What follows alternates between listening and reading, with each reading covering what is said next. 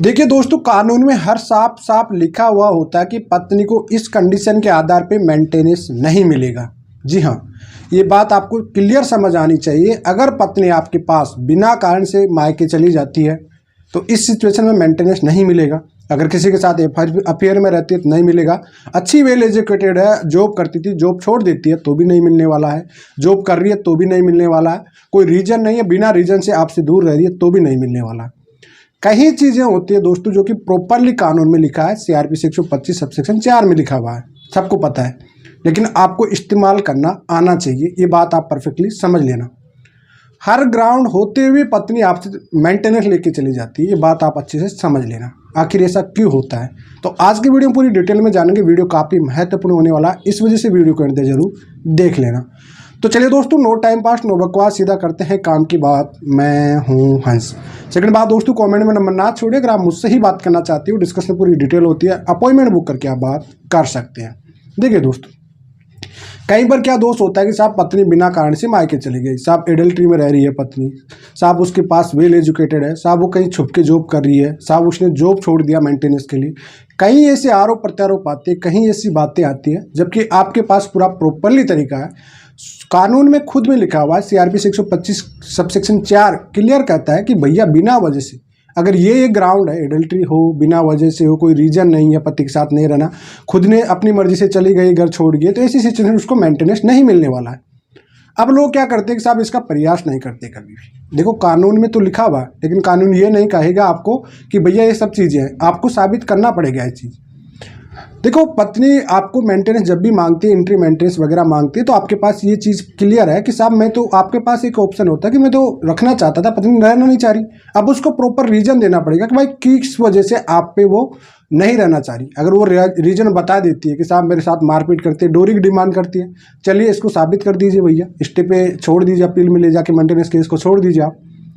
भाई साबित तो करना ही पड़ेगा ना आपको। जब आरोप प्रत्यारोप लगा रहे, आरोप के बेस पे तो मेंटेनेंस ले सकती नहीं है, उसको साबित करना ही पड़ेगा। चलो ठीक है, आपको फैमिली कोर्ट में मेंटेनेंस एंट्री मेंटेनेंस आप या तो जा नहीं रहे हो, या वकील साहब पे पूरा भरोसा करके बैठे हुए हो कि वकील साहब जो करेगा वही होगा। देखिए, इसमें आपको जरिया बनता है वकील हमेशा। आपको खुद को ढूंढना पड़ेगा कि वाकई आपकी वाइफ बिना वजह से जाकर रखी है। आपको उसका ग्राउंड बनाना पड़ेगा कि ये प्रूफ है इस चीज़ का कि पत्नी बिना कारण से गई, ये चीज़ आपको स्ट्रॉन्ग बनाना पड़ेगा ग्राउंड। दूसरी बात, आपके वकील साहब का आपका केस जिस रिलेटेड है, उसके रिलेटेड जितने भी हाई कोर्ट के, सुप्रीम कोर्ट के जजमेंट आ रखे हैं, आपके केस से रिलेटेड, जो आपके केस में परफेक्ट बैठ रहे हैं, सभी जजमेंट को आपको अटैच करना पड़ेगा दोस्तों।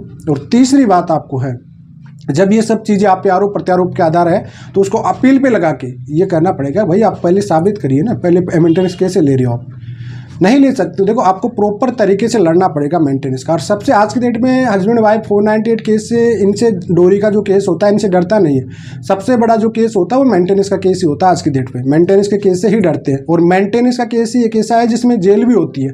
अन्यथा दहेज केस में इनमें जेल भी नहीं होती आज की डेट में, जेल होती है वो मेंटेनेंस केस में ही होती है। तो मेंटेनेंस केस में आपको प्रॉपरली तरीके से केस लड़ना पड़ेगा, हर चीज़ का आपको खुद को करना पड़ेगा।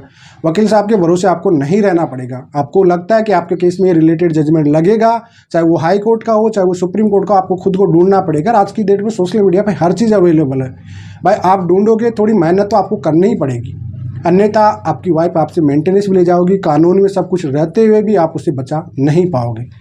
कई बार आप देखते हो ना, हाई कोर्ट सुप्रीम कोर्ट से जजमेंट पारित होते हैं कि साहब पत्नी को वाकई बिना कारण से रह रही थी, मेंटेनेंस खारिज कर दिया कोर्ट ने। बिना वजह से पत्नी पति से दूर रह रही थी, उसका इंटेंशन था ही नहीं साथ में रहने का, तो भी उस पर खारिज कर दिया। पढ़ी लिखी है वाइफ, उसमें भी अच्छे जजमेंट आ रखे। साहब मेंटेनेंस लेने के लिए पत्नी ने जॉब छोड़ दिया, तो उसके आधार पे भी आपके पास जजमेंट है कहीं सारी, तो आपको अटैच करना ही पड़ेगा। देखो, ये सब चीज़ें आपको ढूंढना ही पड़ेगा, और ये सब चीज़ें आपको कहीं बाहर नहीं जाना है, आपको सोशल मीडिया पे ही मिल जाएगी ये सब चीज़ें। आपको थोड़ा सर्च करना पड़ेगा इनके बारे में। हर जजमेंट पे अच्छी अच्छी वेबसाइट है, वहाँ जजमेंट आपको मिलते हैं, अच्छे अच्छे चैनल है, वहाँ पे आपको जजमेंट से रिलेटेड वीडियो मिलते रहते हैं। अपडेट रहना पड़ता है आपको हर चीज़ से। हर जजमेंट की वीडियो में आपको रीड करना चाहिए कि आपका केस से रिलेटेड है या नहीं। देखो, वीडियो में तो 2 या 4 3 मिनट का 5 मिनट का होता है, 2 या 4 पेज का होता है, क्या वाकई आपका वो जजमेंट आपके केस से रिलेटेड है या नहीं है। ये सब चीज़ आपको समझना पड़ेगा, तभी जाके आपका मेंटेनेंस का केस जीत पाओगे। अन्यथा आपके कानून के सामने, आपके सामने सब कुछ लिखा हुआ होते हुए भी आपको पत्नी आपसे मेंटेनेंस मेंटेनेंस ले जाएगी और आप देते रहोगे और होना जाना कुछ नहीं है। फिर जब आपका ही मेंटेनेंस लगने लग जाएगा तो आप ही का तो मेंटेनेंस, आप ही का पैसा और आपके ऊपर केस चलता रहेगा और आप कुछ कर नहीं पाओगे, हरासमेंट होता जाएगा, पैसा भी, मनी भी, टाइम भी, सब कुछ आपका वेस्ट हो जाएगा। इस वजह से हमेशा मेंटेनेंस केस में आपको सतर्क और सावधान होना है और हर चीज़ को आपको एविडेंस इकट्ठे करने पड़ेंगे। फिलहाल आज के लिए इतना ही। जय हिंद, वंदे मातरम दोस्तों।